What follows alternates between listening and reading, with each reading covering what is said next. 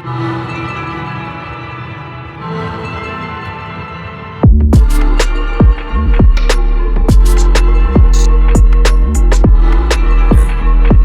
Guys, welcome to all about fitness stories. मेरे साथ आज एक बहुत ही खास मेहमान है। आप जानते हैं पूरे देश में ट्रैवल करके हम ऐसे इंस्पायरिंग स्टोरीज आपके सामने लाते हैं, लेकिन आज मैं बोलूँगा मेरा सौभाग्य है, I was lucky to have Jeet Salal with us. Jeet, you the, मैं बोलूँगा कि जो सोशल मीडिया पे पॉपुलर लोग हैं एंड येट बिल्कुल साफ सुथरी इमेज है, people who mind their own business and वो सिर्फ ग्रो करते रहते हैं, सक्सेसफुल होते रहते हैं। आप उसकी मिसाल हैं Jeet, and I am not exaggerating at all. आपको भी पता है जो मैं कह रहा हूँ वो बिल्कुल सच है और वो सबको पता है कि ये बिल्कुल सच बात है जीत। तो first of all thank you so much, आपने हमें अपना टाइम दिया। Thank you. तो जीत, सबसे पहले तो मैं ये पूछना चाहता हूँ, कौन है Jeet Salal? So first of all thank you Nipun ji, आप इस तरीके से आज मुलाकात हो रही है बहुत वक्त बाद। बहुत बार कोशिशें करी बट सफल नहीं हो पाई, लेकिन आज समय होता है तो आज फाइनली हम लोग मिल रहे हैं। And to answer your question, Jeet Salal एक बहुत सिंपल आदमी, मतलब कोई ऐसा शोर शराबा और मतलब बहुत ही इस तरीके का नेचर नहीं है कि बहुत चीज़ें अपने बारे में बताना चाहे या बहुत सारे लोगों से मिलना चाहे। लेकिन कहीं ना कहीं मैं ये मानता हूँ कि जिस फील्ड में मैं हूँ, चाहे वो फिटनेस आप कह लीजिए, बॉडी बिल्डिंग कह लीजिए, एंटरप्रेन्योरियल जर्नी कह लीजिए, इसमें लोगों से मिलना, लोगों से बात करना एक ज़रूरत है। और जो मेरी पर्सनालिटी है वो थोड़ी सी रिजर्व है, मैं मानता हूँ। मैं बहुत कम लोगों से बात करता हूँ, कम दोस्त हैं मेरे, और कहीं ना कहीं हर कोई इंसान एक जैसा नहीं हो सकता। जीत सलाल जो है वो एक ऐसी जगह से आता है जो बहुत छोटा सा एक हिल स्टेशन है। It's in Uttarakhand, it's called Pithoragarh. और छोटी सी जगह से शुरू हुआ, पढ़ाई वहाँ पे करी, स्कूलिंग वहाँ पे कंप्लीट करी। उसके बाद माँ बाप का इतना आशीर्वाद था कि विदेश जाने का मौका मिला, पढ़ाई करने का मौका मिला। और लकीली उस फील्ड में, जिस फील्ड में इंटरेस्ट था, स्पोर्ट्स साइंस, स्पोर्ट्स मैनेजमेंट की पढ़ाई करने का मौका मिला यूके जैसी कंट्री में जाके। नाइस। और वहाँ पे एक नया जीत सलाल बना जिसने ज़िंदगी देखी कि ये ज़िंदगी इतनी आसान नहीं है जितनी लोग कभी कभी समझ लेते हैं कि चलिए है ना, मेरे मम्मी पापा हैं, पे कर देंगे। वहाँ पे जब पहली बार एक विदेश में कदम रखा, अनजान शहर, अनजान दुनिया, अनजान देश, जहाँ पे आपको कोई नॉलेज नहीं है कि कैसे चीज़ें होती हैं। छोटी से छोटी चीज़, अगर आपको ग्रोसरीज भी लेनी है, कपड़े भी ख़रीदने हैं, या फिर कोई चीज़ अपनी यूनिवर्सिटी में कोई चीज़ इनरोलमेंट कराना, तो एक छोटी सी छोटी चीज़ करने के लिए भी यू सेल्फ डिपेंडेंट, मतलब कोई नहीं है आपकी हेल्प करने वाला। पैसे आपको खुद कमाने हैं। पहली बार मुझे ये पता चला कि आपको पार्ट टाइम जॉब करनी पड़ती है। कितने साल के थे आप तब? मैं हूँगा 17-18। हाँ। तो स्कूल के बाद 1 साल मैं गैप लिया मैंने, उसके बाद मैं गया। तो एक पार्ट टाइम जॉब करी जब वहाँ पे, तो पता चला कि आपको सरवाइव करने के लिए, कुछ पाउंड्स कमाने के लिए कितनी मेहनत करनी पड़ती है। और वो वैल्यू फिर आपको वहाँ पे नज़र आती है। अच्छा, एक my first job was in a Burger King. I used to flip burgers. मतलब और आई वॉज द एक्सपर्ट। मतलब कि जब बहुत भीड़ होती थी बर्गर किंग में, तो my manager used to say Jeet should be on the kitchen table, कि जल्दी बर्गर्स वही बनाता है। तो that was the time where I learned कि छोटी सी छोटी चीज़ आपको बहुत कुछ सिखाती है। मैंने ये सीखा वहाँ पे कि मेहनत करना तो ज़रूरी है, but at the same time professionalism learn करना बहुत ज़रूरी है। क्योंकि यही प्रोफेशनलिज्म है जो हमें लाइफ में आगे काम दिलाएगा। मैं बहुत अच्छा हो सकता हूँ किसी भी स्किल में, बहुत अच्छा बात कर सकता हूँ, बहुत अच्छा कारपेंटर हो सकता हूँ, लेकिन अगर मुझ में प्रोफेशनलिज्म नहीं है, अपने जिनके लिए मैं काम कर रहा हूँ उनको बेहतर तरीके से, टाइमली मैनर में, एक अच्छी लैंग्वेज के साथ अगर मैं उनसे बात नहीं कर सकता हूँ, तो मैं अपने काम को सस्टेनेबल तरीके से नहीं कर पाऊँगा। सही बात है।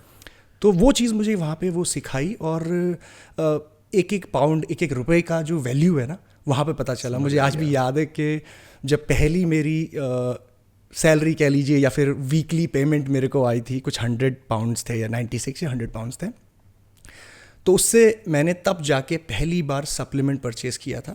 And I still remember the brand. मैं ब्रांड का नाम नहीं लूँगा, but it's a very popular brand in UK. कुछ 40 पाउंड का था विद मेंबरशिप, और मुझे कुछ 10% डिस्काउंट भी मिला था, कार्ड था मेरे पास बाकायदा। तो वो बड़ी अच्छी एक्सपीरियंस था कि मतलब अपने पैसों से कमाया हुआ सप्लीमेंट। उससे पहले मैंने आज तक सप्लीमेंट नहीं लिया था, and I was training, like 2-3 साल हो गए थे मुझे ट्रेनिंग करते हुए। So that was the experience. तो जीत सलाल वहाँ से निकल के आया है, और अभी फ़िलहाल तो आप देख ही रहे हैं कि नाइस।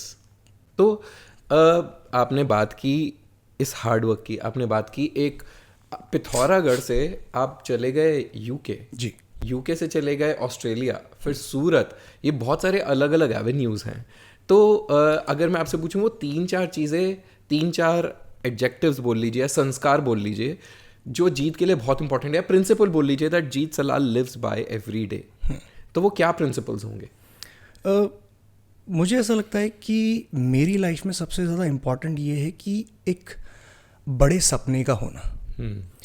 मैं हमेशा ये सोचता हूँ कि कोई भी चीज़ अगर मैं कर रहा हूँ तो why not make it big, क्योंकि मुझे इससे मैं ऐसा नहीं कहना चाहूँगा कि लोग एवरेज सोचते हैं या एवरेज करना चाहते हैं और वो सही नहीं कर रहे हैं, ऐसा नहीं है। सबकी अपनी अपनी लाइफ में एक सोच होती है, बट मेरा प्रिंसिपल ये है कि whatever I want to do it big.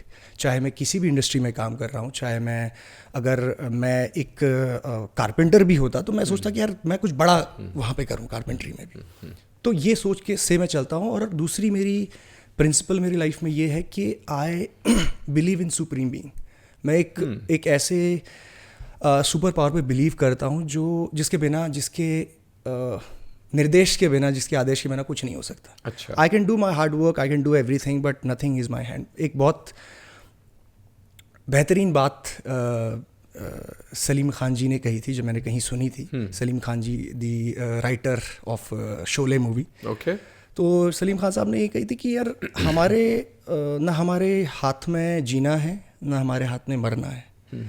अगर हम एक रुमाल के 2 सिरे पकड़ लें, राइट, जब तक वो 2 सिरे हमारे पकड़े हुए हैं तब तक वो रुमाल हमारे हाथ में। अगर हम एक सिरा छोड़ दे तो रुमाल गिर जाएगा, दूसरा सिरा छोड़ दे तो रुमाल गिर जाएगा। मतलब हमारे हाथ में ना जीना है ना मरना है। What we can do is to live life to the fullest and do our duties. Beautiful. और यही प्रिंसिपल मुझे बहुत लगता है कि हाँ, मेरे हाथ में कुछ नहीं है। जहाँ पे भी मूव होना होगा, जो सुपर पावर है मुझे मूव करेगी। I just have to work hard. हासिल कुछ भी है, बस काम करते रहूं और रिजल्ट ऊपर वाले के ऊपर है। तो जीत, आप महादेव के भक्त हैं? बिल्कुल। ओके। महादेव के क्यों? जो बॉडी बिल्डिंग में लोग होते हैं वो हनुमान जी के भक्त होते हैं, कृष्ण भक्त होते हैं। जी। देखिए, आप बहुत कम लोगों को पता है ये बात। मेरा जन्म जिस दिन हुआ था उस दिन महाशिवरात्रि थी। अच्छा। तो ये कनेक्शन तो अपने आप ही, वो मैंने नहीं लिखा, वो ऊपर वाले ने लिख दिया है। तो मम्मी आज मुझे हमेशा बताती थी कि जिस दिन शिवरात्रि थी वहाँ पे हमारे पिथौरागढ़ में एक बहुत ही ऐसा प्रतापी मंदिर है शिवरात्रि की, वहाँ पे मेला लगता है। कपिलेश्वर एक जगह है। तो हमेशा वहाँ पे मम्मी जाती थी, लेकिन और दोस्त उनके जाते थे। लेकिन उस दिन क्या हुआ कि मम्मी को पूछा और मम्मी नहीं जा पाई। ओके। क्योंकि मेरा उस दिन जन्म होना था। तो मम्मी मुझे हमेशा बताती कि आपका जन्म जो है उस दिन हुआ, और ये मैंने सोच के नहीं, जान के नहीं किया कि मैं कोई महादेव जी का ही भक्त बनूंगा और बुला लिया। बस मतलब कि एक अंदर से है कि कहीं ना कहीं कुछ कनेक्शन है। कहीं ना कहीं मुझे ऐसा लगता है कि अगर मैं किसी सुप्रीम बीइंग में बिलीव करता हूँ तो वो एक ऐसी चीज़, क्योंकि शिवा के साथ मेरा ऐसा भी कनेक्शन है कि Shiva is the only God कह लीजिए, या फिर द सुप्रीम बीइंग जो शून्य, मतलब कि कोई मटेरियलिस्टिक कोई चाहत नहीं, भस्म रगड़ते हैं और कोई अपने ऐसी कोई इच्छाएं नहीं है, इच्छाएं महल नहीं है, इच्छाओं से परे रहते हैं। हाँ बिल्कुल, इच्छाओं से परे। और वो अगर उनका एक छोटा सा अंश भी हम में आ जाए ना, तो वो मतलब मुझे लगता है कि हम इस दुनिया में वो ऐसी चीज़ अचीव कर सकते हैं, प्राप्त कर सकते हैं जो शायद कोई इमेजिन भी ना कर पाए, अगर उनका हल्का सा भी अंश हम में आ गया। और इसी वजह से शायद आपने मेरी डॉक्यूमेंट्री नहीं देखी होगी, मैंने ओम पर्वत के ऊपर एक डॉक्यूमेंट्री बनाई। हाँ, तो वो ये देखनी पड़ेगी। यूट्यूब पे है, उसके 4 पार्ट्स हैं। और कुछ 5 से 7 दिन मुझे वहाँ पैदल चल के पहुँचने में लगे। और व्हेन आई विटनेस्ड द ओम पर्वत इन फ्रंट ऑफ मी, वो ओम लिखा हुआ पर्वत में, वो है ओम? मतलब मेरे अभी रोंगटे खड़े हो रहे हैं वो सोच के भी। जब आप वो देखते हो ना, मतलब मेरी सांसें फूल रही थी, मेरे पैर में ब्लिस्टर्स थे, थका हुआ, भूखा प्यासा, बट जब वो मैंने ओम देखा साक्षात मेरे सामने, तो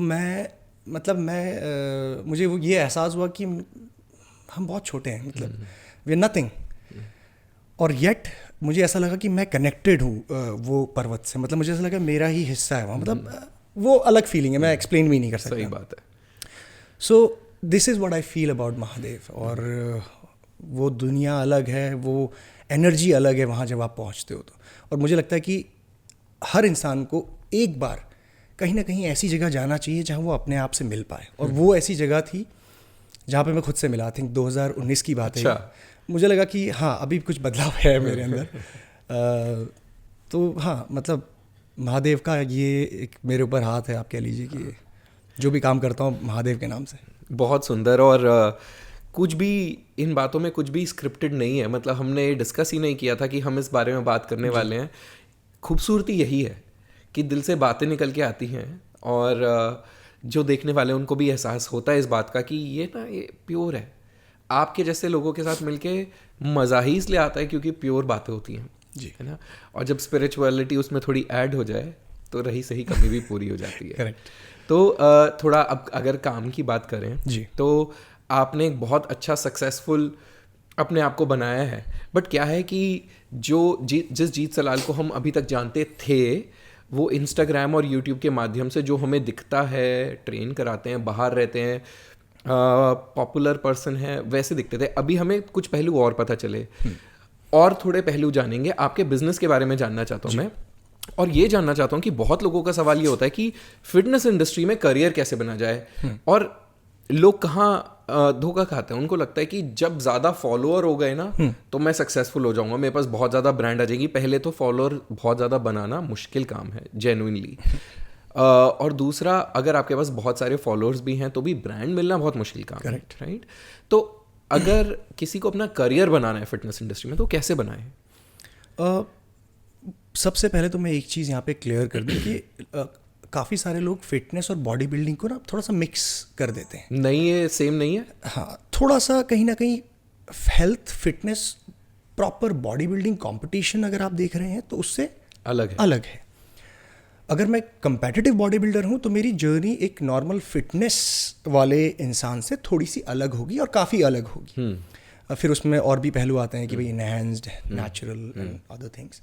बट लेट्स टॉक अबाउट कि फिटनेस की अगर हम बात करें, अगर आप फिटनेस में अपना करियर बनाना चाहते हैं तो आज की डेट में, आई एम टेलिंग यू, आज की डेट में मल्टीपल पॉसिबिलिटीज़ हैं। अच्छा, हमारी इंडस्ट्री बहुत ही ग्रो कर रही है। चाहे अगर आप ओवरऑल फिटनेस इंडस्ट्री की बात करें, मतलब correct me if I am wrong, 4 billion by now, and by 2026 we are expected to grow it by at least 8 billion तक हम लोग पहुँचने की प्लान कर रहे हैं। और करेंटली अगर हम फिटनेस की बात करें तो बहुत सारे ऐसे एरियाज़ हैं जहाँ पे हम अपनी करियर को बिल्ड कर सकते हैं, भले ही आप सोशल मीडिया में ना हो तब भी। अच्छा, जैसे कि सबसे पहले फिटनेस में क्या होता है कि आपको लर्न करना बहुत ज़रूरी है। अगर आप किसी को एज अ ट्रेनर या एज अ कोच अगर किसी को कुछ सिखाना चाहते हैं तो एजुकेशन यहाँ पे बहुत इंपॉर्टेंट है। बट मैं आपको बीच में रोक रहा हूँ, एजुकेशन बहुत इंपॉर्टेंट है, बिल्कुल सही कहा। लेकिन एक क्या एजुकेशन है? मतलब वो पर्सनल ट्रेनर का प्रोग्राम कर लिया या जाके कुछ एस की बुक पढ़ लिया, ऐसा कुछ? Is that what you talking about? वही चीज़ में आ रहा था कि अक्सर लोग फिटनेस को जिम जाना और जिम में एक्सरसाइज करना, मुझे आ गया तो मैं बन गया फिटनेस ट्रेनर, ये परसेप्शन रहता है, और कई लास्ट फ्यू डेकेड्स में यही चलता हुआ आ रहा था। बट अब थोड़ा सा लोग जागरूक हो रहे हैं, समझ रहे हैं कि नहीं, हमें सिर्फ जिम जाने से ही सारी चीज़ें समझ में नहीं आएंगी, हमें कहीं ना कहीं एक स्टेप वाइज चीज़ों को समझना पड़ेगा। जैसे हम स्कूल जाते हैं, कॉलेजेस जाते हैं, इंजीनियरिंग पढ़ते हैं, एक तरीका होता है। पहले आप फर्स्ट ईयर में पहुंचते हैं, फिर आप उसको एग्जाम्स पास करते हैं, फिर सेकंड ईयर में आते हैं, फिर थर्ड ईयर में, and then you become the professional, right. ठीक है, डॉक्टर्स वगैरह भी ऐसे ही बनते हैं। तो कहीं ना कहीं फिटनेस प्रोफेशनल बनने के लिए भी हमें स्टेप वाइज चीज़ें लर्न करनी पड़ेंगी, एक प्रोसेस से गुजरना पड़ेगा, एक इंस्टीट्यूशन में जाके लर्न करना पड़ेगा। और जब वो हमें आ जाए, वो क्रेडेंशियल्स हमारे पास आ जाएं, देन फिर हम प्रैक्टिस करेंगे, राइट। जैसे एक डॉक्टर करते हैं, राइट, वो डिग्रीज मिल जाती हैं, देन दे प्रैक्टिस। और जैसे जैसे वो प्रैक्टिस करते हैं दे बिकम मोर एक्सपीरियंस्ड, और उसके बाद ही वो एक अच्छे लेवल के डॉक्टर बन पाते हैं। तो वैसे ही फिटनेस में भी लर्न करना, एजुकेट करना अपने आप को, सर्टिफिकेशन कह लीजिए, डिग्रीज कह लीजिए, जो भी आपको जिस तरीके से भी लर्न करना है आप वो पहले करना ज़रूरी है। और साथ ही साथ आप अपने आप को भी इम्प्लीमेंट करना बहुत ज़रूरी है। फिटनेस, बॉडी बिल्डिंग, इस तरह की चीज़ें हैं जिसमें हम इम्प्लीमेंट करते हुए भी बहुत सारी चीज़ें लर्न करते हैं। मैंने अगर किताबों में बहुत सारी चीज़ें पढ़ी हैं, बेशक वो सही चीज़ें हैं, लेकिन जब हम उसको एक्चुअली में इम्प्लीमेंट करने आते हैं तो हम बहुत सारी नई चीज़ें लर्न करते हैं। बायोमैकेनिक्स अगर मैं बताऊं एक्सरसाइज करने की, तो बाय द बुक्स कुछ चीज़ें ऐसी हैं, जब मैं एक्सरसाइज करता हूं तो मैं बाय द बुक्स फॉलो नहीं करता हूं, क्योंकि मैं बहुत सारी चीज़ें एक्सपेरिमेंट करता हूं, और वो ही मैं अपने, हो सकता है कि जिसको मैं शायद ट्रेन कर रहा हूं पास्ट में, उनको मैं कुछ ऐसी चीज़ें बताऊंगा। तो कहीं ना कहीं एक्सपीरियंस से बहुत चीज़ें लर्न की जाती हैं जब आप इम्प्लीमेंट करते हैं। तो ये फिटनेस के फील्ड में आपको लर्न करना बहुत ज़रूरी है। ओके, तो करियर वाले क्वेश्चन पे मैं दोबारा जाऊंगा, लेकिन you are a multi degree holder, right? आपने प्रोफेशनल जो 2-3 साल के प्रोग्राम होते हैं, 1 साल के प्रोग्राम होते हैं, आपने वो किए हैं। यहाँ पे हम वो 3 महीने के सर्टिफिकेशन या 6 महीने के सर्टिफिकेशन की या सिंगल डे सर्टिफिकेशन की बात कर ही नहीं रहे हैं जी। तो मैं चाहता हूँ कि आप सबको ये बताएं कि अगर किसी को बैचलर्स इन स्पोर्ट्स साइंस या इस तरह का कुछ करना है तो वो कहाँ से कर सकता है? क्या इंडिया में ऐसे कुछ प्रोग्राम्स हैं? बिल्कुल इंडिया में भी हैं प्रोग्राम्स, अभी फ़िलहाल तो बहुत सारे हैं। आई थिंक स्पोर्ट्स साइंस की एक यूनिवर्सिटी है, उसका नाम मैं अभी ध्यान में नहीं आ रहा है। आई थिंक पुणे बेस्ड कोई एक यूनिवर्सिटी है, वहाँ पे डिग्रीज आप कर सकते हैं। बाहर जाने में एक इशू ये होता है कि बहुत एक्सपेंसिव बहुत ज़्यादा हो जाता है, आपका लिविंग एक्सपेंसेस बहुत ज़्यादा बढ़ जाते हैं। हालांकि आप एक डिफरेंट तरीके से उस चीज़ को लर्न करोगे, कुछ प्रैक्टिकल चीज़ें बढ़ जाती हैं वहाँ पे, क्योंकि वहाँ पे अप्रोच ही डिफरेंट है। एक सीधी सी चीज़ को भी वो आपको ऐसे पढ़ाते हैं कि जैसे ग्रुप प्रोजेक्ट्स बहुत सारे होंगे, आपको फील्ड में जाके ज़्यादा काम करने का मौका मिलेगा, जिस तरह की मेरी लर्निंग रही है। तो वो बेनिफिट थोड़ा वहाँ मिलता है। लेकिन अगर मैं कहूँ कि आपको बजट फ्रेंडली अगर चीज़ें देखनी है तो इंडिया में आप रह के भी बहुत अच्छे इंस्टीट्यूशंस हैं, वहाँ से आप लर्न कर सकते हैं डिग्रीज़ में।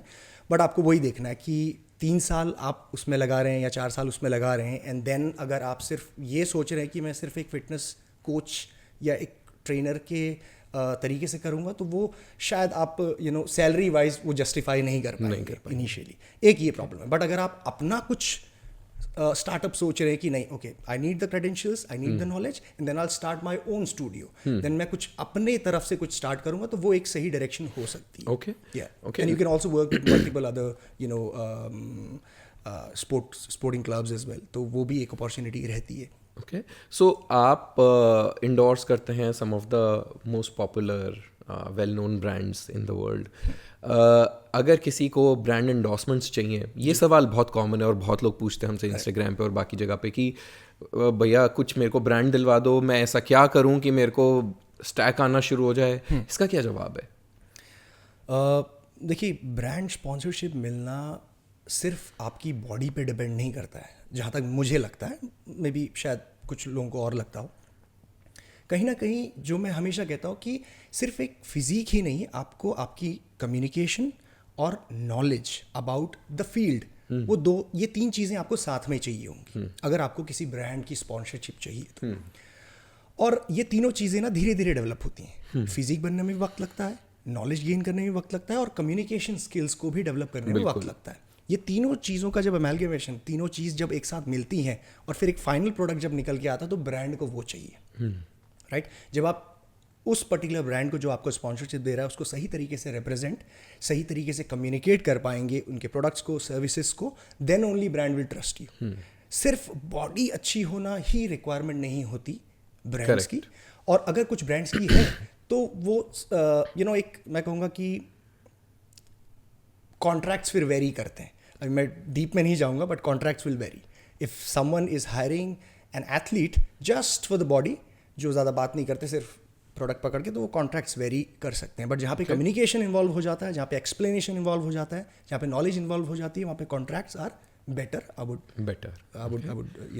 say something like that. That's a very good जो आपने 3 चीज़ें बताई बहुत इंपॉर्टेंट है, क्योंकि इसमें जो पहली चीज़ है, बाय डेफिनेशन बॉडी बिल्डर की बॉडी तो होती है, लेकिन जब तक वो उसे एक्सप्लेन नहीं कर सकता, अच्छे से प्रमोट नहीं कर सकता, तो ब्रांड शायद लेगी नहीं। तो ये बहुत अच्छा था।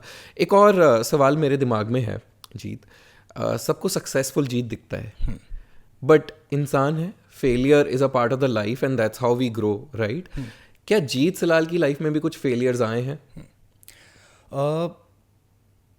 फेलियर्स तो बहुत सारे आते ही रहते हैं हर बार, बट एक मुझे ऐसा लगता है कि एक टाइम ऐसा था लाइफ में जब चीज़ें वर्कआउट नहीं हो रही थी. When I was transitioning from Australia to India. Okay. I had a job, और मैं कहूँगा कि ठीक ठाक सी जॉब थी. आप साल में ठीक ठाक सा कमा रहे हैं, गुड लाइफस्टाइल. बट अगेन वो जो फर्स्ट प्रिंसिपल के बारे में जो बात करी थी कि want to do something big, तो वो ट्रांजिशन में मुझे बहुत सारी चीज़ें ऐसी एक्सपीरियंस करने को मिली जो मैं कह सकता हूँ कि हाँ, थोड़ा बहुत एक फेलियर वाला फेज था. I started my own business. Himalayan stallion की शुरुआत हुई. लकीली चैनल यूट्यूब कह लीजिए, इंस्टाग्राम कह लीजिए, थोड़ा सा. ये 2017 है? ये 2016 की बात 16 है जब मैंने हिमालयन स्टैलियन जनवरी में स्टार्ट किया था. तो वो एक फेज़ था जब मैं ट्रांजिशन कर रहा था एक वेल सेटल्ड लाइफ कि ठीक है, आप थोड़ा बहुत अच्छा कमा रहे हैं, आपकी लाइफ है, लाइफस्टाइल है, एक फॉरेन कंट्री में आप हो सकता है कि आगे फ्यूचर भी देख रहे हैं वहाँ पे. वो सब छोड़ के एक नई जर्नी स्टार्ट करना इंडिया में आके, वो थोड़ा सा मुझे ऐसा लगा कि बहुत बड़ा एक रिस्क ले रहा हूँ मैं. और डाउट्स आए? बहुत ज़्यादा डाउट्स, क्योंकि इंडिया एक ऐसी जगह है जहाँ पे अपॉर्चुनिटीज़ बहुत सारी हैं, but at the same time competition भी बहुत है. एंट्री बैरियर्स थोड़े से मुझे ऐसा लगता है कि थोड़े कम है. अगर इनिशियल लेवल की बात करें तो काफ़ी सारे लोग अगर थोड़ा आपके पास कैपिटल है तो आप बहुत सारे बिजनेसेस को आप लोगों की मदद से यहाँ पे एग्जीक्यूट कर सकते हैं. तो इनिशियली मुझे ऐसा लगा कि काम नहीं बन रहा है. 6 महीने गुजर गए, 8 महीने, साल भर हो गया, और I was still struggling to where to start from. Then finally मुझे ऐसा लगता है कि एक वक्त ऐसा आया जो कुछ लाइक माइंडेड पीपल मिले, लोग मिले, और जिनसे मिल के फिर एक बेस तैयार हुआ. जैसा मैंने आपको पहले ही बताया था ऑफ द रिकॉर्ड कि सूरत में जो शुरुआत हुई, तो वो एक फेज ऐसा था कि बहुत सारे डाउट्स थे मन में कि सही किया. क्या डाउट्स थे? मतलब कि एक वेल सेटल्ड जॉब छोड़ के फाइनेंशियली कहीं बेवकूफ़ी तो नहीं कर दी? कहीं बेवकूफ़ी तो नहीं कर दी, कहीं फैमिली को सपोर्ट कर पाऊंगा कि नहीं. इतना इन्वेस्टमेंट फैमिली ने जो किया है पढ़ाई में, सारी चीज़ों में, अभी तो कमाना चालू किया था, सारी चीज़ें लोन्स वगैरह जा रहे थे. तो अभी ये सब छोड़ के आप वापस से स्क्रैच खुद का स्टार्ट कर रहे हो. और बेस क्या है आपका? Okay, you have few followers in social media. हाँ, आपकी डिग्री है आपके पास, थोड़ा बहुत मैनेजमेंट का एक्सपीरियंस है, व्हाट एल्स, है ना. बहुत कैपिटल तो है नहीं आपके पास कि आप यहाँ पे कुछ मैन्युफैक्चरिंग यूनिट डाल के कुछ अपना ही कुछ शुरू करेंगे. तो वो डाउट्स थे.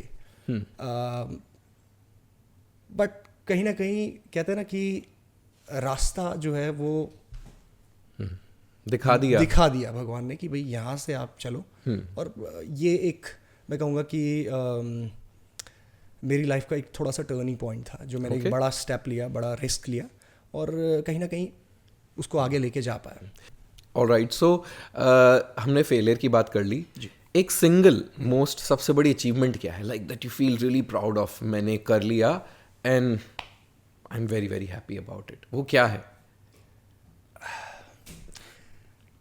ये सवाल ऐसा है ना कि मतलब हमेशा ऐसा लगता है कि अभी कुछ अचीव नहीं किया है. मुझे पता था ये जवाब आएगा. मतलब कोई भी माइलस्टोन जो पहुंचता हूँ मैं वहाँ पे सकता है, हाँ ये तो मैं कर ही लेता ना, मतलब करने ही वाला था ना मैं. तो ऐसा कुछ बड़ा ऐसा फील नहीं होता मतलब मुझे कि हाँ ये मैंने बहुत बड़ा काम कर लिया. अगेन किसी और को कोट करूँगा, बहुत पहले सुना था कि बड़ा इंसान ना पहले से ही बड़ा होता है. वो मतलब सोच जो है वो पहले से ऐसी रहती कि नहीं, मतलब ये तो मैं कर ही लूँगा ना. ये मतलब क्या है, I mean I can achieve this, and once you achieve that ऐसा लगता है कि हाँ ठीक है, टिक, दैट्स इट. ऐसा कोई अचीवमेंट, बट हाँ कुछ ऐसे अचीवमेंट्स हैं apart from the business, apart from the career, जो मुझे लगता है कि वाकई में ये मैंने अचीव किया. जैसे कि अगेन मैं स्पिरिचुअल लाइन में जाना चाहूँगा, उस डायरेक्शन में. कुछ ऐसी चीज़ें थी जो मैं पहले कनेक्ट नहीं हो पाता था. मतलब कि मुझे ऐसा लगता था जब मम्मी लोग, पेरेंट्स मतलब उस डायरेक्शन में कहते थे बेटा आपको थोड़ा सा ना ध्यान करना चाहिए या पूजा करनी चाहिए या फिर इस डायरेक्शन में भी कुछ करना चाहिए। तो एक चंचल मन जो रहता है वो कभी समझ नहीं पाता था। लेकिन जब मैंने वाकई में, जब मुझे ये मौका मिला कि हाँ मैं वो अपने आप को कनेक्ट कर पाऊँ स्पिरिचुअली सुप्रीम बीइंग से, तो वो मुझे सबसे बड़ा अचीवमेंट लगा। हाँ नाउ अभी हर सुबह जब मैं उठता हूँ और शुरुआत ऐसे ही होती है कि thank you for giving this life, और एक प्रणाम करते हुए ईश्वर को, तो वो लगता है कि वो कनेक्शन मेरे लिए बहुत ज़रूरी है। और ये मुझे लगता है सबसे बड़ा अचीवमेंट है कि हाँ मैं अपने आप को कनेक्ट कर पा रहा हूँ। अभी रिसेंटली एक छोटी सी बात कहूँगा इस पर, एक मूवी आई थी कांतारा करके। हाँ बिल्कुल। तो वो जब कल्ट वो जब मूवी मैंने देखी तो काफ़ी सारे लोगों के लिए वो एक अनजान एक्सपीरियंस होगा कि ऐसा कैसे, मतलब ये देवता देव ये सब क्या है, मतलब कि people can not relate to that but I can. जिस वैली से मैं आता हूँ, जिस जगह से मैं आता हूँ, वो बहुत ही एनर्जी से भरी हुई है, स्पिरिचुअल बीइंग से भरी हुई है। इस तरह की चीज़ें होना बहुत बहुत, मतलब हमारे जब पूजा होती है मतलब हमारे गाँव में, तो इस तरीके का पूरा एक एनवायरनमेंट रहता है, ऐसे देवता होते हैं, इस तरीके से पूरा माहौल होता है, तो वो एक एनर्जी ही अलग होती है। तो मैं बहुत रिलेट कर पाया उससे कि अरे मतलब ये तो मेरे गांव की कहानी है, मतलब ये तो मैंने देखा है, मतलब मेरे सामने वो होते हुए वो एक्सपीरियंस, मतलब वो एक, मतलब आप सोच भी नहीं सकते कि दुनिया सोच भी नहीं सकती कि ऐसा भी होता है। और वहाँ से जब आप निकलते हैं, वो 3-4 दिन पूजा के जो होते हैं, जब वहाँ से बाहर निकलते तो ऐसा लगता है कि किसी ने मतलब फिल्टर कर दिया, मतलब अंदर से आपको पूरा एकदम आप री एनर्जाइज फील करते हो और आपको लगता है nice, like you feeling right now, I can see. Yes वो फीलिंग अलग है। और मैं बहुत जब भी एक्सपीरियंस किया, जब होश संभाला, बचपन में तो शायद पता नहीं चला होगा, पर जब होश संभाला और जब अपनी आंखों से देखा और फील किया, तो तब महसूस हुआ कि यार ये क्या, मतलब कितनी बड़ी चीज़ है जो मैं एक्सपीरियंस कर रहा हूँ यहाँ पे। सो वो मूवी, कांतारा मूवी ने मुझे वो वापस से मेमोरीज दिलाई। तो या मतलब ये मेरा एक अचीवमेंट है कि हाँ मैं कनेक्ट हो पाया सुप्रीम बीइंग से। This is my biggest. बहुत सुंदर, बहुत सुंदर। प्रभु में बिलीव करने वाले बहुत लोग ये भी जो नेक्स्ट लेवल ऑफ डिवोशन पे जा चुके हैं, वो जो भी उनके साथ अच्छा हो रहा है बुरा हो रहा है, वो ऊपर वाले के ऊपर छोड़ देते हैं कि अच्छा हो रहा है तो तुम रख लो, बुरा हो रहा है तो तुम्हारी प्रॉब्लम, मेरे को क्या करना है इसमें। ये वही शायद कनेक्शन है कि अगर वो बहुत ही रेयर होता है अचीव हो जाए तो ठीक है, I think then failure is theirs and success is theirs. Yes. And every time whatever happens you learn something. कभी चीज़ें गलत भी हो रही होती है लाइफ में, तो मैं मतलब बुरा मुझे भी लगता है, दुख मुझे भी होता है और फ्रस्ट्रेट मैं भी होता हूँ। लेकिन अगेन मैं फिर से ये सोचता हूँ कि अच्छा क्या कुछ और बेटर मेरे लिए रखा है इस सिचुएशन में। शायद हो सकता है कि वो डायरेक्शन कहीं और मुझे और बेटर और वाकई में ऐसा हुआ है कि जो चीज़ें नहीं हुई हैं उसके बाद मैं और बेटर तरीके तरफ मैं बढ़ा हूँ। और फिर मुझे यकीन और मेरा दृढ़ होते जाता है कि नहीं ये मतलब कुछ है, ये मैं नहीं कर रहा हूँ। और शायद जब आप मेरी ओम पर्वत वाली डॉक्यूमेंट्री देखेंगे तो आपको ये लगेगा कि ये जो इंसान का आप बैठ के जो ये बातें कर रहे हैं कन्वर्सेशन, वो इंसान दूसरा है। क्योंकि मैंने जो कुछ भी बोला है, जो कुछ भी कहा है, जो कुछ भी लिखा है, that was edited by me, written by me and shot by me. मैंने नहीं किया वो, ऑनेस्टली बता रहा हूँ। मैंने वो खुद से करने की सोची नहीं, वो हुआ है मुझसे। उसका हर एक बैकग्राउंड म्यूज़िक, उसका हर एक शॉट, उसका हर एक लफ्ज़ जो बोला है वो करवाया है मुझसे, करवा लिया, वो हो गया, वो चला गया। अभी let people experience that. Nice. तो मैं डेफिनेटली देखूंगा और सबको जाके देखनी चाहिए वो। मतलब ओम पर्वत की एग्जिस्टेंस पे ही सवाल है, क्योंकि ऐसा हो ही नहीं सकता। इतना बड़ा ओम कौन लिख के आएगा यार कैसे, बट इट्स ब्यूटीफुल। मैं तो डेफिनेटली देखने वाला हूँ। और एक कमाल की बात ये है कि वो उसमें डॉक्यूमेंट्री में मैं भी ये मैं बता रहा हूँ बहुत ही क्लियरली कि दर्शन सबको नहीं होते। हाँ, वो ओम पर्वत आप जाएंगे जब, एक्चुअली ये रास्ते में है, कैलाश मानसरोवर के रास्ते में है। और जितने भी हमारे यात्री होते हैं वो वहीं से जाते हैं, तो उनका एक स्टॉप होता है ओम पर्वत के दर्शन करके आप आगे जाइए। बादल लगे होते हैं, नहीं देख पाते। बर्फ वैसी नहीं होगी, बर्फ भी नहीं होती, बादल घिरा होता है। जून जुलाई के वक्त जब ये खुलता है यात्रा का पूरा रूट, बिल्कुल, तो पूरे बादल लगे होते हैं। और मैं गया था अक्टूबर में, जब परमिशन आपको नहीं मिलती, सारे लोग माइग्रेट हो रहे हैं नीचे, कोई जाने नहीं था। किस से लड़के मैं वहाँ पहुँचा हूँ ये आपको डॉक्यूमेंट्री में देखने को मिलेगा। मतलब बहुत मुश्किलों से, बट एक बादल का कण, मतलब आप देखना आपको लगेगा कि ये किसी ने एडिट कर दिया है, एडिट किया है। सो वो बहुत अमेजिंग एक्सपीरियंस था। नाइस। और तब मुझे यकीन हो गया नहीं कुछ है मतलब मुझ में कि मैं ये देख पा रहा हूँ। तो ये HSF भी प्रभु ने करा दिया? हो सकता है, सोच बीज तो वहीं से आया है। क्योंकि I personally believe in being natural, और नेचर से जुड़ने का जो एक दिल में हमेशा से एक सपना रहा है, वो कहीं ना कहीं HSF की एक नींव है, फाउंडेशन है। Okay. So being natural, being drug free, being steroid free, ये एक बहुत इम्पॉर्टेंट ज़रूरत भी थी, और मेरा मानना भी था कि ऐसा ही होना चाहिए। जब हम फिटनेस की बात करते हैं, हेल्थ की बात करते हैं, बॉडी बिल्डिंग की बात करते हैं, तो HSF की शुरुआत वहाँ से हुई। नाइस। तो HSF की तरफ भी आ जाते हैं हम। तो आपने एक सीज़न ऑलरेडी कर लिया है, उसमें कुछ सवालों के जवाब मिल गए, कुछ के नहीं मिले, कुछ के आप इस साल दे देंगे, लेकिन मैंने सुना है कि आप इस बार दिल्ली में करा रहे हैं और बहुत बड़े लेवल का एक्सपो करा रहे हैं। इनफैक्ट सेम वेन्यू जो IHFF वाले इस्तेमाल करते हैं, प्रगति मैदान, आप वहाँ पे करा रहे हैं, जो कि एक बहुत ही एक्सपेंसिव और बहुत ही ब्यूटीफुल वेन्यू है। तो यानी नेक्स्ट लेवल प्रिपरेशन होगी HSF की। जी। पिछली बार ऐसा क्या था जो आपने वहाँ से सीखा और इस बार आप बेहतर करेंगे?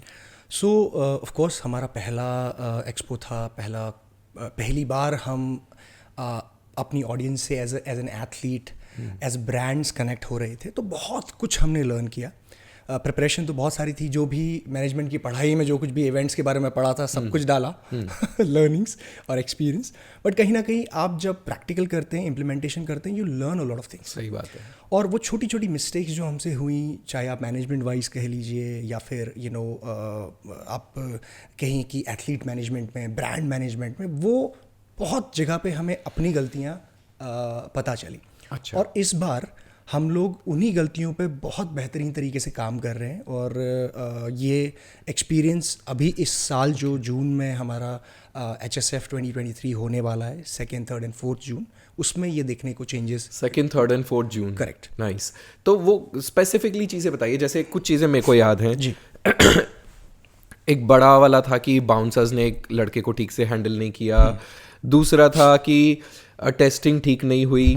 ये मैं अदालत टाइप लगा के आपको बोल रहा हूँ। हाँ जी। तीसरा था जीत सलाल इज़ वेरी हाई हेडेड, वो तो ऊपर ही थे, कभी लोगों के बीच में नीचे आए ही नहीं। ठीक है, ये तीसरा था।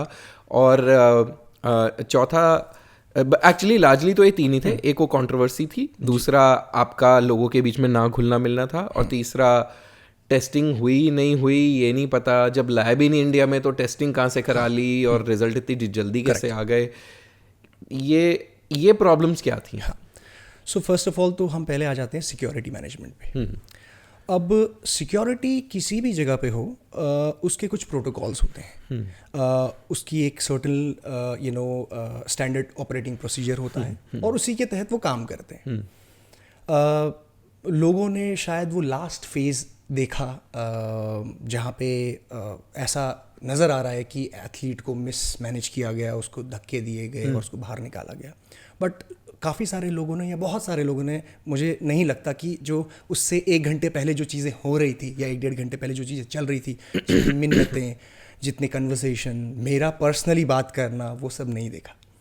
तो मेरे पर्सनली समझाने के बावजूद और कन्विंस करने के बावजूद, एक्सप्लेन करने के बावजूद भी जब एक रकस रुका नहीं, तो एज अ लास्ट रिजॉर्ट कहीं भी किसी भी सिक्योरिटी टीम का, सिक्योरिटी हेड का यही होता है कि जो एलिमेंट्स उठा के बाहर ही फेंकेंगे ना फिर तो। हाँ, मतलब एक आप मुझे बताइए कि what is the right way to take someone out. नहीं, जंगली जानवर को तो उठा के बाहर ही फेंका जाएगा। अपनी स्वेच्छा से तो कोई बाहर जाएगा नहीं। राइट। तो थोड़ा बहुत वहाँ पे हल्का जोर का इस्तेमाल करना पड़ता है। वो उस टाइम उस लड़के ने मुझे भी मैसेज किया था कि सर आप आवाज़ उठाओ एटसेट्रा जी। And I think I was the only person जिसने दोनों पहलू दिखाए थे, क्योंकि जीत सलाल या ऐसे क्लीन बंदा, I didn't know Jeet Salal, right now I know, but otherwise I didn't know कि कौन है। ठीक है, वो अच्छा काम करते हैं, क्लीन इमेज रखते हैं, तो यार इतना बेवकूफ़ तो नहीं हो सकता कि ये सब अलाउ कर देंगे, या ऐसा हो रहा है एंड नोबडी नोज। इसको प्रमाइस मान लेते हैं कि कुछ तो गड़बड़ है। उसके बाद फिर मैंने दूसरे वीडियोस देखे और काफ़ी लोगों से बात की उसी रात में, बस काफ़ी मैसेजेस वगैरह आए थे। तो मैंने जब लोगों से बात की मुझे रियलाइज़ हुआ कि जो बंदा शोर मचा रहा था उसको तो प्रॉब्लम ही नहीं थी। करेक्ट। वो तो क्यों ही शोर मचा रहा था। बिल्कुल। और जिसको प्रॉब्लम थी वो एक्चुअली गिल्टी था और वो चुप था इसीलिए। तो भाई तेरे को फॉलोअर्स व्यूज के लिए शोर मचाना है तो पहले तो यहाँ से बाहर निकल जा। मैंने दोनों ही लोगों से बात करी, जो शोर मचा रहा था और जो गिल्टी था पर्सनली चलते हुए शो में। एंड आई सेड कि ओके मेरी जिम्मेदारी है, मैं बात तो करूँगा इनसे, भले ही 5 मिनट करूँ, लेकिन I want to hear what they are trying to say. ठीक है, मैंने सुना और मैंने कहा कि देखिए ऐसा करते हैं, ये चीज़ें सोल्यूशन है, आप प्लीज़ हंगामा मत करिए, शो जो चलना ही है, हमारा काम तो हमें करना ही पड़ेगा और इससे बाकी और एथलीट्स को भी प्रॉब्लम हो रही है। बिल्कुल हो रही है। बट जब ये चीज़ नहीं हुई तो फाइनल जो डिसीजन था वो सिक्योरिटी हेड ने लिया और उनको बाहर किया। तो यहाँ पे चीज़ें फिर उसके बाद नॉर्मल हो गई। फिर everybody was like normally show चल रहा है एंड एवरीबडी वॉज हैप्पी। तो ये इस तरीके से मैनेज किया गया उस दिन। हाँ, अब बीइंग इन सोशल मीडिया ये होता है कि कई बहुत सारे कैमराज होते हैं, किसी भी चीज़ को किसी भी तरीके से पहलू से तोड़ मरोड़ के अपनी बात कह के पेश किया जाता है और ये मैं जानता हूँ। बिल्कुल। और यही एक रीज़न था कि मैं उस टाइम पे किसी भी प्लेटफॉर्म में अपने आप को मैंने जाके ये एक्सप्लेनेशन देने की ज़रूरत नहीं समझी, क्योंकि मुझे कहीं ना कहीं लगता था कि मुझे अगर अपनी बात कहनी है तो मेरा एक प्लेटफॉर्म है, मेरी एक आवाज़ है, मैं यहाँ से एक एक स्टेप वाइज जैसे जैसे चीज़ें हुई वैसे मैं बताऊंगा और फिर लोगों को आप डिसाइड करिए कि क्या मैं गलत था। अगर गलत था तो ये आपकी सोच है, और अगर मैं सही था तो मैंने ये डिसीजन क्यों लिए ये भी आपकी सोच है। ओके। तो इसलिए मैंने उस टाइम पे डिसाइड किया। ओके, तो चलिए, तो हो गई पिछले साल की बात। Correct. Hopefully things won't be repeated and if they have to be repeated they will happen. Yes, अपनी तरफ से कोशिश की जा सकती है। तो इस बार ये बड़ा बिगर ग्रैंडर क्या नया देखने के लिए मिलेगा? मेरी कोशिश यही है कि जैसे मैंने आपको बताया कि बड़ा करना है कुछ, और प्रगति मैदान को चूज़ करना भी हमारा यही एक डिसीजन था। We had a lot of options कि कहीं और कर लें, यहाँ कर लें, लेकिन मैंने अपनी टीम को सिर्फ यही बोला था कि अगर हम कुछ कर रहे हैं तो why not do it big properly. तो बिगर बेटर के अगर हम पर्सपेक्टिव में जाएं तो वी आर एक्सपेक्टिंग कि हमारे एथलीट्स इस बार और ज़्यादा होंगे, इंटरनेशनल एथलीट्स होंगे। We are talking with athletes from Indonesia. Okay. आदे राय करके एक बहुत ही पॉपुलर नेचुरल बॉडी बिल्डिंग को रिप्रेजेंट किया है उन्होंने आज से कुछ 40 साल पहले। तो वो अपनी टीम के साथ आ रहे हैं, प्लस हमारे और भी कंट्रीज़ के साथ बात चल रही है और भी एथलीट्स जो है इंटरेस्टेड हैं यहाँ पे पार्टिसिपेट करने के लिए। तो बिगर एक्सपोजर एज एन एथलीट, एक एथलीट को देखने को मिलेगा कि ओके बाहर का एथलीट आता है तो अपने आप को कैसे कंडक्ट करता है, how well they behave, how professional they are, how they prepare when they come on stage, और उनकी फिजिक किस तरीके की है, उनका बोलना किस तरीके का। तो ये मुझे लगता है कि हमारे इंडियन एथलीट्स को एक बेटर और बिगर सीखने की चीज़ें मिलेंगी, और ऑफ कोर्स इंटरनेशनली भी हमारे एथलीट से बहुत कुछ सीखेंगे। तो ये एक चीज़ है एथलीट्स पर्सपेक्टिव से। रही ब्रांड पर्सपेक्टिव से तो ऑफ कोर्स हमारा हम इसको एक फेस्टिवल की तरह ही एग्जीक्यूट करते हैं। तो it's kind of a sports festival where exhibition रहेगा जहाँ पे बहुत सारे ब्रांड्स को हम इनवाइट कर रहे हैं and we are talking to a lot of brands. हमारे साथ अभी जो हमारे टाइटल स्पॉन्सर हैं natural team, so they are connected with us. तो बहुत सारे ब्रांड्स को हम लोग अप्रोच कर रहे हैं सो दैट एक ऐसा लाइवली माहौल मिल पाए ब्रांड्स को in terms of new talents athletes के रूप में, और साथ ही साथ the business which they are looking for. And plus हमें ऐसा लगता है कि कहीं ना कहीं ब्रांड्स को एक ऐसी चीज़ की भी ज़रूरत है, एक ऑप्शन की ज़रूरत है। आई फील लाइक थोड़ा सा हम एक ऐसे बैरियर को यहाँ पे ब्रेक करने वाले हैं जो ब्रांड्स के लिए बहुत एक अपॉर्चुनिटी लेके आएगा। ब्रांड्स को भी एक ऑप्शन मिलेगा कि okay we can go here as well, और एक एक्सपोजर जो वो लुकआउट करते हैं वो भी उनको मिल पाएगा यहाँ पे। ओके। और जैसे कुछ और इंटरनेशनल नेचुरल फेडरेशंस हैं, ICN मेरे नज़रिए में एक बहुत अच्छा काम कर रहे हैं, पिछले साल इंडिया में भी किया था। वो एक एनुअल मेंबरशिप के हिसाब से काम करते हैं। करेक्ट। जबकि आपका शो एक नॉर्मल शो के रजिस्ट्रेशन प्रोसेस पे था, तो वहाँ पे भी आप कुछ बदलाव कर रहे हैं? ऑफ कोर्स बदलाव हो चुके हैं। हमारी अनाउंसमेंट अभी हमने 2-4 दिन पहले ही करी है। we have made this membership plan for all the athletes.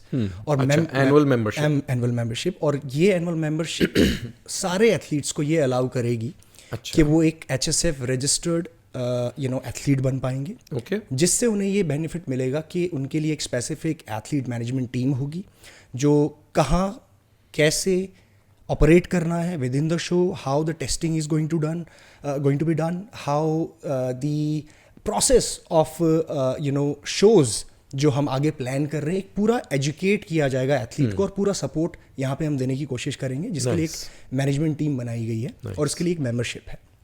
और ये बहुत ज़रूरी है क्योंकि जैसा मैं आपको ऑफ द रिकॉर्ड भी बता रहा था निपुण जी, कि कहीं ना कहीं हमें हमारी जिम्मेदारी है ये बीइंग एन HSF ऑर्गेनाइजर कि एथलीट्स को एजुकेट करना है कि कैसे एक being an athlete, being a sportsman, how we have to conduct ourselves, कैसे प्रोफेशनल वर्ल्ड में चीज़ें काम करती हैं. और कहीं ना कहीं जब एक एथलीट compete करता है तो उसका एक सपना होता है कि मैं आज compete कर रहा हूँ और जीतूंगा, उससे मेरा करियर बिल्ड होगा, मुझे स्पॉन्सरशिप मिलेगी.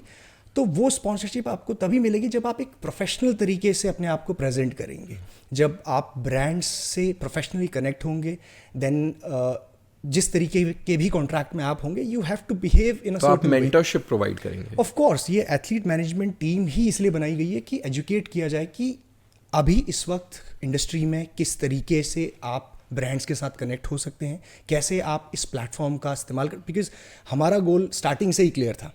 We wanted to give natural athletes, drug free athletes a platform जो उनको कभी नहीं मिला था. अक्सर लोगों की ये दिक्कत रहती है कि करियर कैसे बनाए, क्योंकि इन द एंड हर चीज़ घूम फिर के पैसे करियर पे ही आती है. तो कोशिश यही थी कि इतना बड़ा प्लेटफॉर्म मिले नेचुरल एथलीट्स को, जो उनको ये विजिबिलिटी दे ब्रांड्स में, कि ब्रांड्स को लगे कि अच्छा ये एक अच्छा एथलीट है, who looks good, who present themself well, साथ ही साथ कम्युनिकेशन अच्छा करता है, कम्युनिकेशन स्किल्स अच्छे हैं और नॉलेज भी है. तो ये तीनों का पैकेज हो गया, एक पैकेज. तो हम यही एजुकेट कर रहे हैं अपने एथलीट्स को कि देखिए सिर्फ फिजिक पे नहीं, अपनी ओवरऑल एक पर्सनालिटी पे काम करिए. और ये एग्जांपल्स, ये हीरोज हमने क्रिएट किए हैं, मुझे ऐसा लगता है last time, and we have so many examples. Last time हमारे जो विनर्स थे उसमें से कई सारे ऐसे हैं जो अभी brand sponsorship, multiple brands, not just one, अच्छा, clothing as well as sports nutrition, तो वो अभी एज अ ब्रांड के साथ काम कर रहे हैं. ब्यूटीफुल. कहीं ना कहीं मुझे ऐसा लगता है कि सोशल मीडिया रीच में भी उनको वो फर्क महसूस हुआ है, और now they connecting with the followers. और पहली बार भी मैं जब लॉन्च किया था हमने HSF, तो मैं हमेशा यही कहता था कि देखिए सिर्फ बॉडी मत दिखाओ, अपनी जर्नी शेयर करो लोगों के साथ. एक हार्ट टू हार्ट कनेक्शन बनाना बहुत ज़रूरी है. The personality, how you eat, how you behave with your friends, what you doing right now, what's your mindset, how you motivate your self. ये पर्सनल कनेक्शन बनाना ज़रूरत है. अगर आप ये नहीं बनाएंगे, you just a good body and face, that's it. तो ये हम अपने एथलीट्स को यही सोच दे रहे हैं. और बीइंग नेचुरल तो एक सबसे बड़ी ज़रूरत है आज की डेट में, क्योंकि डाउन द लाइन जो हम चीज़ बॉडी में डाल रहे हैं, ये आज से आने वाली हमारी जनरेशन में जाएगी ही जाएगी. जो प्रॉब्लम्स हम अपनी जो भी चीज़ें हम ले रहे हैं अभी, उससे हमारी बॉडी में जो भी कॉम्प्लिकेशंस होगी, चाहे वो लिवर रिलेटेड हो, हार्ट रिलेटेड हो, किसी भी ऑर्गन रिलेटेड हो, वो हमारे जीन्स के थ्रू आगे आने वाली जनरेशन में पहुंचेगी. यू सेइंग कि हमें नहीं, हमारे जेनेटिक कोड में कुछ बदलाव आ सकता है. करेक्ट. अगर मुझे जेनेटिकली कोई शुगर रिलेटेड प्रॉब्लम मेरी बढ़ गई है, हार्ट रिलेटेड कोई मुझे इश्यूज आ गए, एंड ऑफ कोर्स मैं अपने जीन्स आगे पास ऑन करूँगा, तो वो आगे आने वाली वेरी इंटरेस्टिंग. नहीं सोचा इस बारे में कभी. This is why I always talk about save youth. हमारे 2 मिशन हैं, drug free India and save youth. और यही रीज़न है, मैं अभी आप लोग जवान हो, 17, 18, 20 साल, 25 साल के डाल रहे हो बॉडी में, आप 5 साल कंटिन्यू करो, you will have some sort of complications, you will get married, then आगे जाएगा, और आपके बच्चों को कुछ ना कुछ कॉम्प्लिकेशन होगा. और ये आप मान के ही चलो, और आपने और भी लंबा अगर लेके चल रहे हो तो then so it's a big issue. और ये HSF की शुरुआत इसीलिए हम कर रहे हैं कि आपको हम देखिए, काफ़ी सारे लोग ये सोचते हैं कि मैं किसी एनहेंस्ड या फिर प्लेटफॉर्म्स के या फिर लोगों के जो यूज़ करते हैं उनके खिलाफ हूँ. नहीं, मैं आप करिए, आपकी जो मर्जी है. It's a free country, free world, do whatever you. उनको क्रिटिसाइज नहीं कर रहे हैं, कोई आप एक नहीं। चॉइस दे रहे हैं। जी, मैं कह रहा हूँ कि ठीक है, आपकी पैरेलल आपकी दुनिया चल रही है, एक मैं पैरेलल यूनिवर्स अपना खड़ा कर रहा हूँ, जो हमारे से अलाइन होते हैं वो हमारे यहाँ आएंगे और अपनी ज़िंदगी इस तरीके से बिताएंगे। मैं बस एक ऑप्शन क्रिएट कर रहा हूँ which is a healthier option, and even they know it. उनको भी पता है कि एक हेल्दियर ऑप्शन है, ये अच्छी बात है। बट कहीं ना कहीं शायद मुझे ऐसा लगता है कि मैं काफ़ी सारे लोगों के बिजनेसेस के आगे आ जा रहा हूँ, अनइंटेंशनली। तो may be they don't like that, और उस वजह से शायद लोग अपोज भी बहुत ज़्यादा करते हैं। But that's fine, it's a part of game, वो होगा ही। बट कहीं ना कहीं इंटेंशन, विजन सही है, मुझे पता है, और इससे बहुत सारे इंडिया के और इंटरनेशनल यूथ का बहुत भला होगा, मुझे पता है। They will have a better future, they will have a healthier future, plus they will also make career out of it. Simple. नहीं, जो एकमात्र दूसरा नेचुरल बॉडी बिल्डिंग का कंपटीशन है इंडिया में, जो पिछले साल 2022 में 3-4 शोज हुए उनके, काफ़ी सक्सेसफुल गया वो। ठीक है, एथलीट्स कम थे वहाँ पे, नो डाउट, क्योंकि पहली बार हो रहा है चेंज, आपने भी एक्सपीरियंस किया होगा अपने यहाँ। और किसी दूसरे देश से आके कुछ इंडिया में कराना, anyways it's a very very different market. बिल्कुल। तो सीखने के लिए बहुत कुछ था, बट उसने एक घंटी तो बजाई, एक नॉक तो किया कि देखो ये भी ऑप्शन। और मुझे ये डेफिनेटली पता है अपने एक्सपीरियंस से कि the opportunity, the market size of natural body building is far bigger than that of enhanced for multiple reasons. One, awareness on money and a lot of things, right. Obviously patience की बहुत जरूरत है, जिसकी कमी आजकल की यही educate करना है, यही एजुकेट करना है पेशेंस के लिए। तो I think some of these are very very beautiful things that you are trying to do, and I am sure जो एक और सवाल था वो था कि टेस्टिंग तो कराई नहीं, या ठीक से टेस्टिंग तो हुई नहीं, तो आई एम अज्यूमिंग कि आप उस पर भी कुछ हार्ड स्टेप्स लेंगे। बिल्कुल बिल्कुल बिल्कुल। सो देखिए, काफ़ी सारे लोगों का ना अपना परसेप्शन होता है, when they want to create something, तो वो कुछ भी एक कहानी बना के बोल देते हैं। बट अगर आप एथलीट्स से जाने, एथलीट जिनको शो में रजिस्टर जो हुए हैं और जिनको शो वाले दिन से 2 दिन पहले टेस्ट किया गया, उनके ब्लड सैंपल्स लिए गए, दे नो इट कि हमारे किस तरीके से सैंपल्स कलेक्ट किए गए हैं, हमारी टेस्टिंग किस तरीके से एग्जीक्यूट की गई है। बहुत सारे ऐसे लोग थे जो टेस्टिंग करने के बावजूद, लोगों को ये बताने के बावजूद भी, एथलीट के थ्रू जब एथलीट्स ने जब लोगों को बताया कि हमारी टेस्टिंग हुई है, एंड आई नो कि मैं प्रॉपर तरीके से गुजर के मेरे पास रिपोर्ट है, still they don't believe it. फिर भी और इस बार यही चीज से बचने के लिए और भी क्लैरिटी और भी ट्रांसपेरेंसी रखने के लिए हमने कुछ और चीजें हम लेके आए। जैसे कि एक तो ऑन साइट टेस्टिंग तो हम करेंगे ही, जो हम लास्ट टाइम कर रहे थे। नाउ हम लोग हमारे एथलीट्स की रैंडम टेस्टिंग और ज़्यादा करने वाले हैं। लास्ट टाइम हमने कुछ सिलेक्टिव लोगों की ही की थी, बट इस बार इसीलिए हमारे रजिस्ट्रेशन प्रोसेस अभी चालू हो गए हैं। एंड ये एक इनहैंस शो की तरह नहीं कि हम लास्ट मोमेंट तक रजिस्ट्रेशन कराएंगे यहाँ पे। सो एक सर्टन पीरियड है जिसमें एथलीट्स को रजिस्ट्रेशन और मेंबरशिप अपनी डन करनी है, ताकि हम उन सारे एथलीट्स को जो भी रैंडम टेस्टिंग में जिनकी हमें करनी है वो हम टाइमली कर पाएँ, सो दैट ये केओस क्रिएट ना हो कि शो तक पहुंचने वाले दिन तक आप टेस्टिंग का वेट कर रहे हैं, राइट। तो ये हम एक चीज़ इस बार और एक बेहतर तरीके से इम्प्लीमेंट कर रहे हैं, और थोड़ा और ट्रांसपेरेंसी, मतलब कि मैं ये चाहूँगा, कुछ चीज़ें हमें और फाइनलाइज करनी है अभी, still in the process, but I will definitely make sure कि और ट्रांसपेरेंसी के साथ एथलीट्स को ये बताया जाए कि ये चीज़ आपके साथ हो रही है, और एक प्रूफ के साथ, ठीक है। तो ये हम इस बार टेस्टिंग पॉलिसी में ये चीज़ें चेंजेस कर रहे हैं, और ये देखने को मिलेगा। मतलब I am just not making this up, ये देखने को भी मिलेगा। अब तो रिकॉर्ड भी हो गया, you can't make anything up now, Jeet. All right, so this was about HSF. All right, चाहेंगे, दिल से चाहेंगे कि ये शो और बड़ा हो, बेहतर हो, और गलतियां सबसे होती हैं, सीखे, और इस बार वो नहीं होंगी, पूरी कोशिश होगी। we're reaching towards the end of the conversation, जीत। बहुत सारी दिल से जुड़ी बातें, प्रैक्टिकल बिजनेस से जुड़ी बातें हमने की। मेरा आपसे एक और फाइनल सवाल ये होगा कि अगर कुछ मैसेज आप यूथ को देना चाहते हैं, वो कुछ भी हो सकता है, वो ड्रग फ्री से हो सकता है, वो स्पिरिचुअलिटी से हो सकता है, वो इंसानियत से हो सकता है, अगर कुछ मैसेज आप यूथ को देना चाहते हैं तो वो क्या होगा?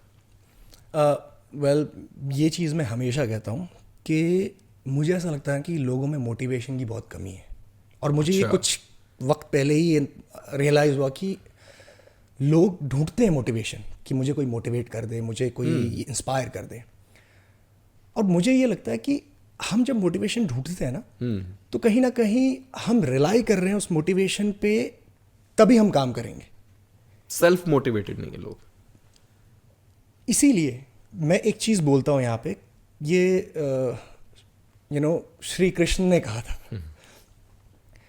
कि अर्जुन, आपको अपनी सहायता खुद ही करनी है। इस जीवन में अगर आप आए हैं और आप ये सोच रहे हैं कि कोई और आपकी मदद करेगा, आपको आगे हाथ पकड़ के खींच के लेके जाएगा, ऐसा नहीं होने वाला। ज़्यादा से ज़्यादा मैं 2 शब्द बोलूँगा, आपको मोटिवेट कर दूंगा, फुल पंप आ गया, अब तो मैं फोड़ दूंगा। Unless you act on it, आप एक्शन नहीं करेंगे खुद से, कोई और नहीं करने वाला, तब तक वो काम नहीं होगा। So instead of looking for motivation outside, look inside. अपने अंदर देखो कि मैं कैसे मोटिवेट हो सकता हूँ, and come to a discipline life. Discipline life मतलब कि तय करो कि मुझे कल सुबह उठ के ये काम करना है, तो वो हो जाना चाहिए। और वो जब एक सिस्टम डेवलप हो जाएगी कि हाँ ये काम मैं अभी करूँगा, नेक्स्ट वीक मेरा ये काम है, एंड देन वो एक फिर आदत बन जाती है। बिल्कुल। और फिर मोटिवेशन की, हाँ लो फेजेस सबके आते हैं, मेरे भी आते हैं, आपके भी आते हैं, सभी के आते हैं। बिल्कुल। बट लो फेज से बाहर कैसे आता है इंसान? डिसिप्लिन। मुझे ये कार्य अपना डन करना है, फिनिश करना है, चाहे मैं लो फील कर रहा हूँ, चाहे मैं सैड फील कर रहा हूँ, मेरा झगड़ा हुआ है, मेरे घर में पानी नहीं आ रहा, काम खत्म करना है। तो ये मैं मैसेज लोगों को देना चाहूँगा कि भाई सेल्फ मोटिवेटेड हो जाओ, डिसिप्लिन में आ जाओ, और आप जो सोच रहे हो वो आप कर सकते हो। Just act on it. Just act on it, don't think. English की एक बहुत प्यारी कहावत है, journey to 1000 miles begins with a single step. That's correct. और thank you so much Jeet Thank for you so such much. Beautiful moving conversations. Mahadev के भक्त, आपने हमसे बहुत सारी प्यारी प्यारी बातें की, और आई एम श्योर दुनिया को एक अलग नज़रिया मिला है आपको जानने का। मुझे डेफिनेटली मिला है। I am inspired by so many things that you said. So once again thank you so much for giving us your time. And Thank you, Ripuji. हर हर महादेव। हर हर Mahadev. Alright, thank you. Thank you.